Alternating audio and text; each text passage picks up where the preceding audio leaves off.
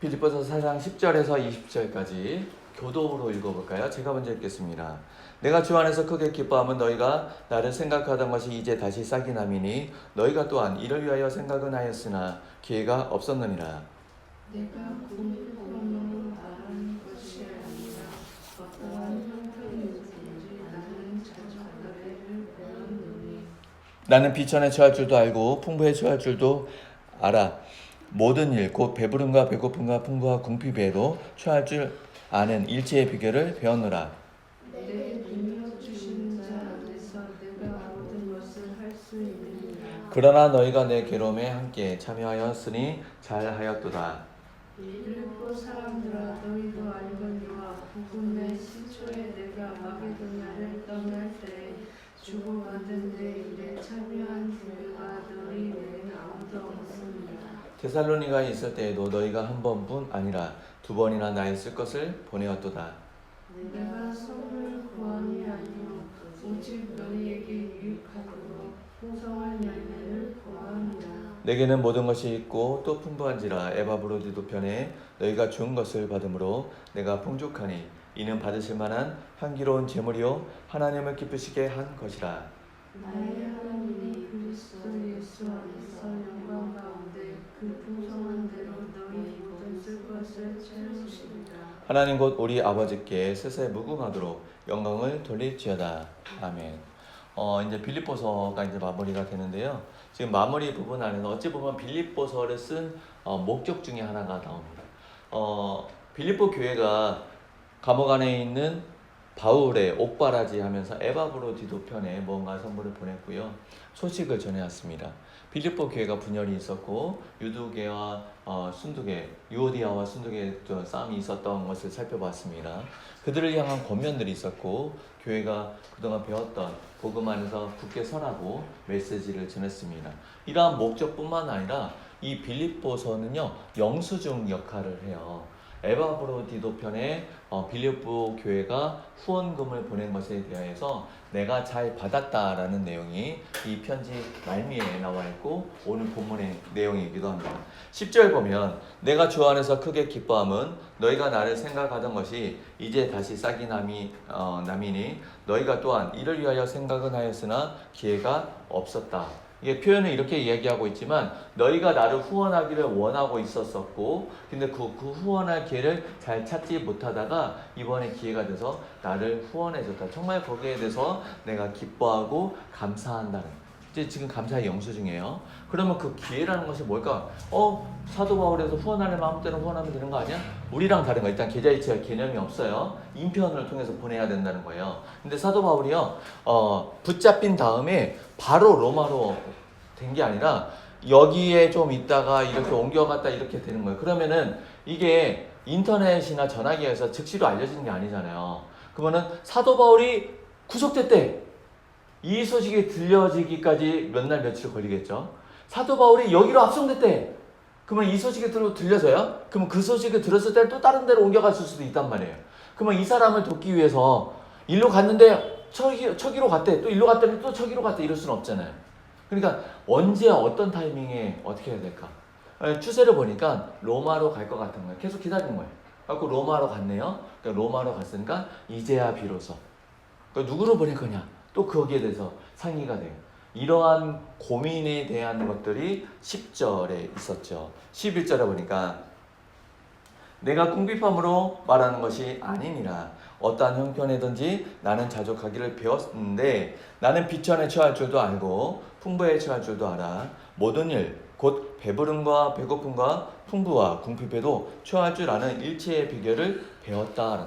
이게 무슨 이야기냐면 지금 영수증 역할을 하니까 빌립보 교회가 후원금을 보내왔어요. 거기에 대해서 내가 정말 기쁘고 감사하다 라고 얘기하는데 그러니까 사도 바울 또 달라고 이야기한 지금 그 얘기하는 거 아니야. 너희가 보내주고 정말 고마워. 잘 받았어. 끝. 거기에 대해서 이야기하고 내가 궁핍하기 때문에 다시 보내달라고 한 얘기 아니야. 오해하지 마 라고 얘기하는 거야. 나는 가난한 가운데 비천한 가운데 있는 것도 알고 배부른 가운데 있는 것도 알아. 그 모든 일체의 비결을 배웠어. 이게 무슨 얘기냐면 너무 가난하고요. 아까 대적자들 끊임없이 와요. 이 문제가 끝나면 해결이 될까? 상황이 어려워요. 이 문제가 지나면 좀 편탄해질까? 또 와요. 이게 끊임없이 오다 보니까 주께서 나를 지키시며 주께서 나를 선하게 인도하시며 주변에 있는 사람들과 더불어서 합력하여 선을 이루게 하신다 라는 부분에 대한 신뢰가 점점 떨어집니다. 너무 어렵고 힘들다 보니까 하나님에 대한 기대를 하지 않아요. 하나님이 뭔가 뭐 하실 수 있으면 한번 해보시던가요? 라는 거예요. 좀 인내하면 주께서 잘 인도해 주실 거예요. 잘 해결될 거예요. 개불. 이렇게 되는 상황. 그렇지 않다고. 비천에 처해도 내가 한다는 얘기는 아무리 궁핍하고 아무리 어려워도 예수 그리스도를 바라며 아버지 하나님을 찬양하고 하나님께서 행하실 것에 대한 그 기대함을 붙잡고 있다고. 내가 설령 굶어 죽는다 할지라도 내가 예수 그리스도의 몸된 지체로서 하나님 나라 안에 이미 참여한 바 되었고 다시 오실 예수 그리스도를 그 기다리는 영광 가운데 있다라는 것을 흔들리지 않고 붙잡는다는 것. 배부름이란 뭘까요? 반대의 상황이에요. 너무나도 풍족하고 되는 대로 그냥 빵빵빵빵 터져가지고 부도 많고 사람들도 많고 이렇게 돼요. 그러다 보니까 굳이 하나님 없어도 되잖아. 하나님에 대한 기대를 안 해요. 하나님에 대해서 기대하지 않아도 내가 다 가지고 있어요. 어떤 사람이 이런 얘기를 하더라고요. 3대, 4대에 이어서 풍족하게 살아갈 수 있을 정도로 어마어마한 부자. 근데 그 부자가 복음을 믿지 않아요. 그것이 가장 큰 심판이다. 부족함이 없다 보니까 하나님에 대한 기대나 하나님께 대한 바람을 갖지 않아요. 그건 굉장히 비참한 상황인 거죠. 근데 세상적인 기준에서 좋겠다. 진짜 부럽다. 1,000원짜리 그냥 구경만 해도 좋은데 맨날 초차가 몇 대가 있고 집이 어마어마하고 이제 그런 기준 안에서 지금 사도 바울이 얘기하고 있는 것은 하나님 나라를 살아가고 있고 하나님 나라를 바라보고 있고 예수 그리스도의 몸된 지체로서 이 세상에 존재하는 건 하나님을 바라보는 것. 가난해도 괜찮고 풍족해도 괜찮고 어떠한 모양이든지 간에 나는 예수 그리스도를 주로 붙잡는 것에 있어서 결코 흔들리지 않는다. 여러분들이 잘 알고 있는 내용이죠. 13절 한번 읽어볼까요? 자, 시작.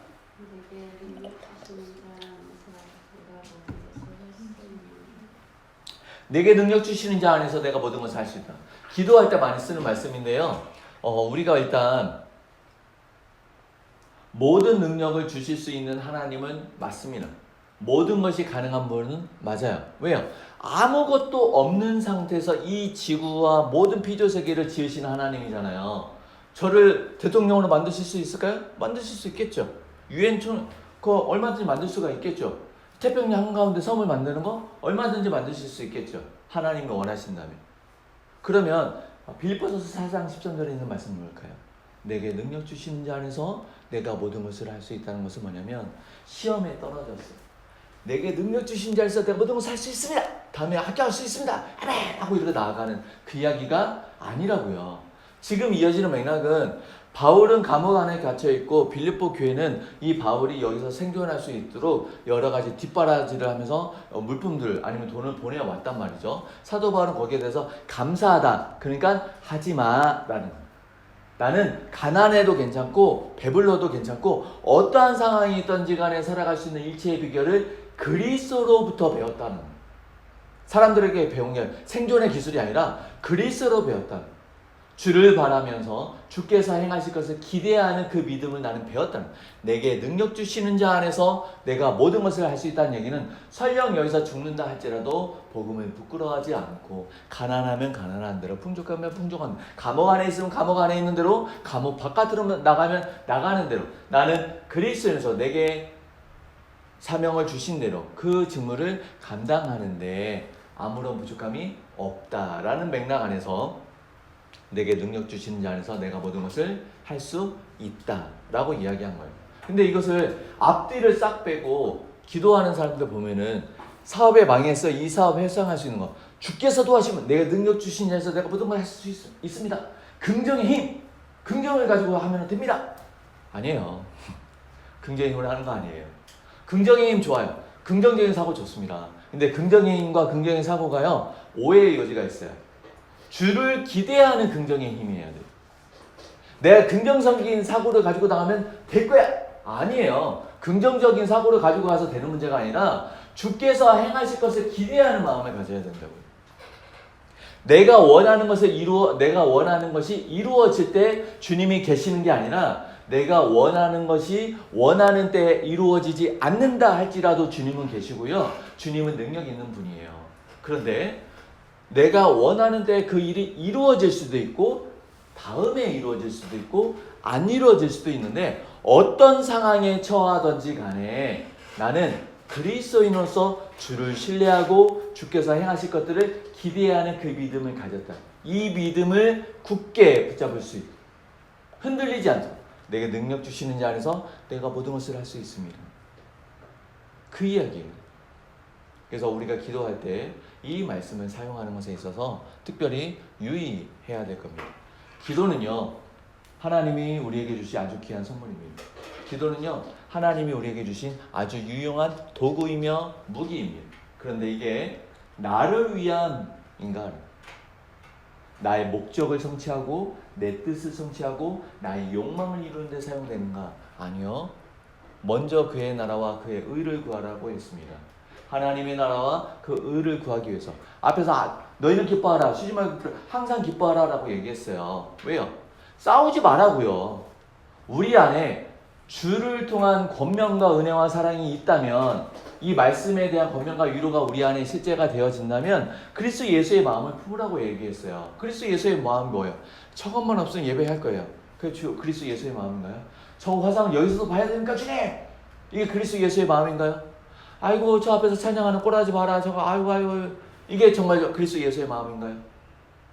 정말 그리스도 예수의 마음을 품으라는 얘기는 하나님의 말씀이 우리 안에 있는가? 예수 그리스도로 통한 그 구속의 은혜가 우리 안에 있는가? 성령 하나님부터 주어지는 그 은혜가 우리 안에 있는가?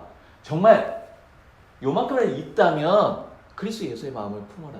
우리 안에 행하신 그 구속을 이루어내라고요. 구원을 이루어가라고요. 이러한 것들이 가능할 수 있게 내게 능력 주시는 자 안에서 내가 모든 것을 할 수 있습니다. 이 말씀은 어떻게 쓸까요?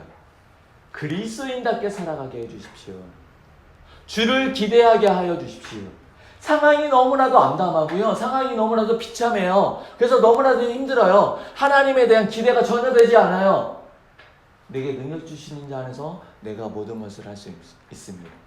그럼에도 불구하고 주를 기대할 수 있는 마음 주십시오. 주께서 행하실 것들을 바라보고 소망할 수 있는 믿음을 주십시오.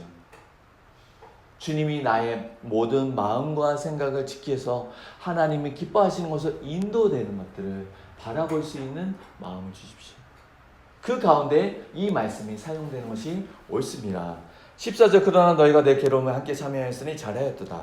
빌립보 사람들아 너희도 알거니와 복음의 시초에 내가 마게도냐를 떠날 때에 주고받은 내 일에 참여한 교회가 너희 외에 아무도 없었다. 데살로니가 있을 때에도 너희가 한 번뿐 아니라 두 번이나 나의 쓸 것을 보내었도다. 내가 선물을 구함이 아니요 오직 너희에게 유익하도록 풍성한 열매를 구함이라. 무슨 이야기냐면 빌립보 교회 성도들이요, 이번이 처음이 아니라는 거예요. 지도가 없는데 아시아에서 바다 건너서 마게도냐 유럽 쪽이에요. 유럽 쪽 안에서 처음 시작할 때가 빌립보입니다. 빌립보 여기를 떠나면서 데살로니가가 뭐 이렇게 쭉 이렇게 이동해 가요. 근데 여기를 떠나서부터는 사도 바울이 의지적으로 간 게 아니라 쫓겨가는 거예요. 반대파에 의해서 야밤 노조하기도 하고 이렇게 계속 피해서 가요. 그러다 보니까 사도 바울의 생활이 넉넉지 않아요. 그가 텐트메이커 해가지고 자기 일들을 하는데 자기 일을 할 만한 여력이 안 돼요. 계속 도망가야 되니까. 또 누군가를 가르쳐야 돼요. 그러면 그들은 어떻게 생존할까요? 나의 고난에 함께 참여하였다라고 얘기합니다. 빌립보 교회 성도들이요, 어려운 가운데 헌금을 모아서요, 사도 바울이 생존할 수 있도록 그에게 계속 보내줘요. 한 번뿐 아니라 두 번이나 계속해서 보내줬어요. 그러니까 지금은 편지의 내용, 사도 바울 계속 보내줘, 그 얘기가 아니라고 했어요. 하지마, 그만해, 괜찮아, 나는 살아갈 수 있어. 너희 살아. 빌립보 교회는요, 가난한 교회입니다. 사도 바울을 후원하기 위해서 그들의 먹을 것을 더 줄이고요, 생활을 더 줄이고요, 줄이고 해서 보낸 거예요. 그러면 사도 바울은 그 귀함을 아는데 귀하게 받기는 받지만 너무 즐겁게 받기는 어렵죠. 하지 마라. 괜찮아. 충분해. 하지만 부자인 교회는요, 내놓으라고 해요. 예루살렘 성도들 굶어 죽고 있잖아. 너희들 먹을 거 빨리 가져. 너희들 가져. 이렇게 독촉하기도 합니다. 그 두 가지 모습 안에서 있죠. 그러면 그리스도의 고난에 참여한다는 거. 우리가 뭐 예수를 그리스도로 고백하고요. 신앙 안에서 살아간다고 할 때 예수 믿으면 잘 돼요. 아니라고 했어요. 예수 믿으면 만사형통이 아니라고 했어요. 예수를 믿는다는 것 안에는요. 그리스도 고난에 참여한다는 것. 이 세상 사람들이 예수님과 그 도를 싫어하기 때문에 내가 그리스도인답게 살아가면 살아갈수록 의도하지 않은 대적자들이 나오고요. 의도하지 않은 핍박의 상황들이 맞닥뜨려져요. 그럴 때 우리는 기뻐하고 즐거워하면서 그것을 감당하라고 합니다. 근데 겁나게 힘들어요. 어금니 깎게 물어도 잘 해결이 안 돼요. 그래서 그 상황을 잘 이겨내라고요. 복음 안에서 살아간다는 거. 그리스도의 고난에 참여한다는 거, 그건요 대단한 거 아니에요.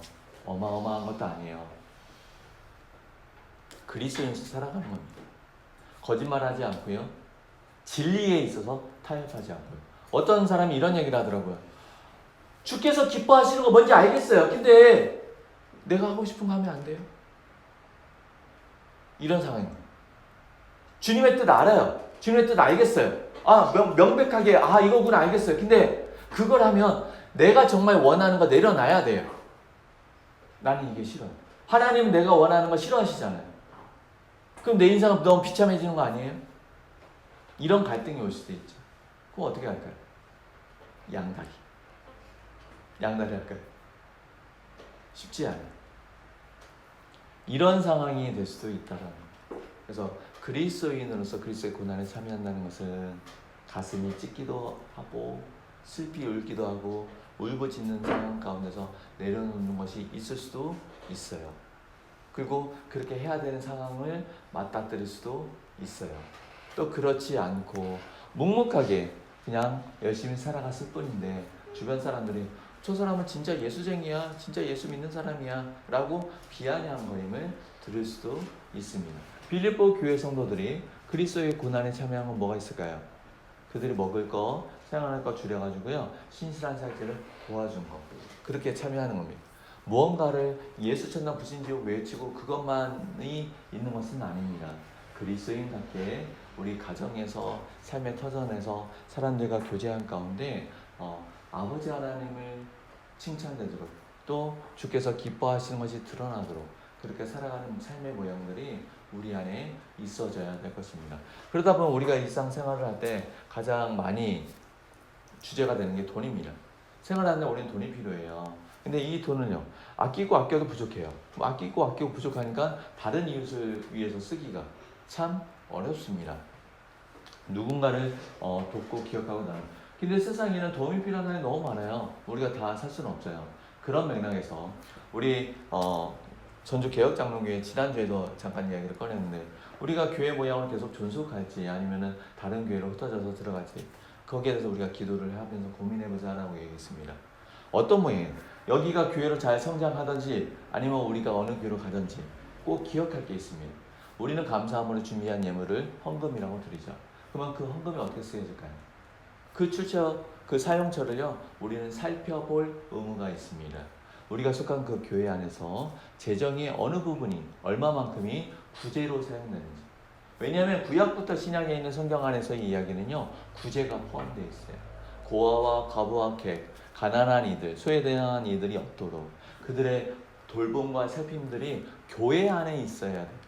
교회 안에서 우선적으로 있어줘야 돼요. 근데 사람들은 드러내 보여지는 것, 자랑할 만한 것들에 대해서 집중하고 거기에 많은 시간과 돈을 사용합니다. 그렇게 될 때 교회는요 만몬, 우상이 되어져 버립니다. 우리가 속한 교회가 그렇게 되지 않기 위해서는요 저는 헌금 이거 조금밖에 헌금도 얼마 안 하는 게 뭐 그게 아니라 공동체의 구성원이기 때문에 내가 헌금에 얼마만큼이냐가 아니라 이것이 바르게 사용되어지도록 우리는 바른 목소리와 바른 눈으로 살피는 것도 필요합니다. 오늘 본문 마무리 19절과 20절 같이 한번 읽어볼까요? 시작.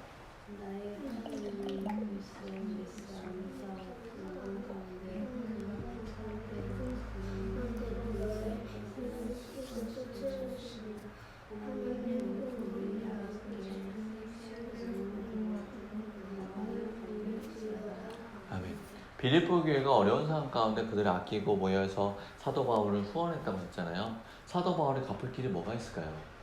기도하는 겁니다. 하나님, 그들의 그 손길, 그들의 마음을 복 주십시오. 그들이 궁핍하지 않게 해주십시오. 그들이 잘 살아갈 수 있게 도와주십시오. 사도 바울의 기도입니다. 제가 사역자로서 살아가다 보니까 여러 곳에서 후원을 받기도 많이 받기도 하고 적게 받기도 합니다. 그러면 한편으로는 어떻게 갚을까 하고 예전에는 어렸을 때는 선물로 갚은 적이 있었어요. 그들이 이렇게 후원을 해주니까 나는 감사하니까 내 딴에는 어떤 작은 선물했는데 그쪽은 그거 하지 마라. 근데 좀 더 커보니까 그분들이 그걸 바라고 한 게 아니니까 그럼 내가 해줄 수 있는 게 뭐가 있을까? 드러나진 않지만 주께 기도하는 것밖에 없어요. 그 사람들이 어렵고 여러 상황들 가운데서 나에게 후원해 줘야 되는 의무를 가진 건 아니란 말이에요. 근데 그리스도의 이름으로 후원을 해줘요. 그러면 어떻게 할까요? 내가 갚을 게 없으니까 기도하는 거예요. 그들의 자녀들의 이름을, 그들의 가정의 이름을, 그들의 사업에 대해서 기도하는 겁니다. 하나님의 선하신 인도하심을, 하나님의 복주심을 바라면서 기도하는 것 외에는 없죠. 그런 맥락에서 우리가 공동체 안에서 서로 사랑의 빛 외에는 짓지 말자라는 것을 다시금 생각해 봅니다. 서로를 위해서 기도한다는 것, 서로를 신뢰한다는 것, 그것은 공동체 안에서 기본적으로 가져야 될 소양들 중에 하나입니다. 그래서 이 교회들, 아니면 우리가 흩어져서 나간 그 교회든지 간에 허례허식이 없고 또 같이 말씀의 교제와 사귐이 있으면 좋겠습니다. 그래서 제가 지난주에 예배 마치고 한 교회를 방문해서 이렇게 봤는데 지금까지는 좀 다른 방법으로 봤어요. 무슨 얘기냐면 예배에 참여할 때 당연히 설교를 들어야 되고요. 예배에 참여할 때 그 예배를 통해 참여하는 게 집중해야 되죠. 그게 옳습니다. 하지만 지난주에 같은 경우는 방문한 그 교회에서는 설교보다는 주의를 살폈어요. 여기에 있는 아이들은 어떠한 자세로 예배를 드리는지, 그리고 그 아이들의 부모나 어른들이 그 아이를 어떻게 돌보고 있는지, 그리고 성도들은 말씀을 어떻게 듣고 있는지, 그리고 말씀이 끝난 다음에 말씀이 쉽지 않더라고요. 근데 거기에 대해서 어떤 반응을 보이는지. 일단 첫 번째로 아이들은요, 이제 우리들도 마찬가지지만 가만히 어른들처럼 앉아있기는 좀 힘들죠. 이렇게 해요. 근데 그런 거에 하지마 어느 정도 허용치가 있는 것 같아요. 크게 터치는 않고 애들이 막 돌아다니지는 않아요. 의자 안에서 이렇게 하고 또 부모 이렇게 해주고 또 뭔가 그 쓰거나 그리는 지도를 하는 것 같더라고요. 그리고 다 함께 성도들이 뭔가 메모를 하면서 그 말씀을 잘 듣고 설교가 끝난 다음에 질의응답 시간 가운데서는 손을 들어서 질문해서 물어보고 또 거기에 대해서 부연 설명하고 이렇게 이야기하고 아주 자연스럽게 하나님과 그 말씀에 대해서 배워가는 모습들이 너무나도 보기 좋더라고요. 그리고 또 거기서 가장 마음에 드는 것 중에 하나가 허식. 아이고 집사님, 아이고 장로님 없어요. 다 성도예요. 다 성도고 아니 이제 좀 친한 언니 동생으로 해서 이제 몇 번 방문하긴 했는데 거기는 제가 원하는 사모가 없어요. 사모가 없고 다 언니 동생이서 거기는 목사님 그대라고요. 저기 아줌마 3명 있잖아요. 저기 아줌마 3명 중에 누가 사모 같아요? 티가 안 나요. 다 그냥 어우러져서 이렇게 있어요. 그래서 편안해요. 근데 그런 공동체 가장 중요한 것은 직분이 뭐냐가 아니라 말씀 안에서 어떻게 자라나느냐, 말씀 안에서 교제가 어떻게 되느냐가 가장 중요한 것 같습니다. 그래서 이 공동체, 예배 공동체는요, 사랑의 빛 외에 다른 빛을 짓지 않고 서로를 위해서 기도하고 삶을 나누는 그러한 공동체여야겠습니다. 빌립보서를 적지 않은 시간 동안 우리가 함께 나눴는데 빌립보서를 통해서 일단 첫 번째로는 우리가 그리스도 예수 안에 있다는 것, 그리스도 예수의 그 사랑 안에 있다는 것이 어떤 의미인지를 우리가 기억할 필요가 있습니다. 그리스도가 나에게 베풀어 주신 사랑이 얼마만한 거고 어떠한 건지를 알면 아는 만큼 다른 누군가에 대해서 관용, 용서, 포용이 가능해지는 것 같습니다. 그래서 이 빌립보서 안에는 사랑에 대해서 이야기하면서 이미 분열과 싸움이 일어난 곳에 치료약을 더하는 거예요. 그래서 너희들이 알아서 해결해가 아니라 공동체와 더불어서 너희들도 똑같이 싸운 애도 그리스도의 사랑을 알고 그 다음에 그 주변에 있는 사람들도 그리스도의 사랑을 알고 말씀을 아니까 이 두 사람들은 말씀과 사랑을 인해서 화해를 해야 될 거고 두 사람이 화해하기 어려우면 주변에 있는 사람이 더불어서 해야 돼. 누구에게요? 공동체에게. 그래서 이 공동체는요 그리스도의 사랑 안에서 그리스도의 터 위에서 그렇게 세워져 가는 것이 옳습니다.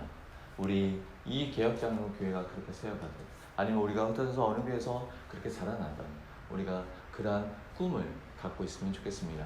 다음 주는 우리가 명절 기간에서 쉬고 명절 지나서 11월 첫째 주일이 될 것 같아요. 이제 그때 우리가 다시 모이도록 하겠습니다. 기도하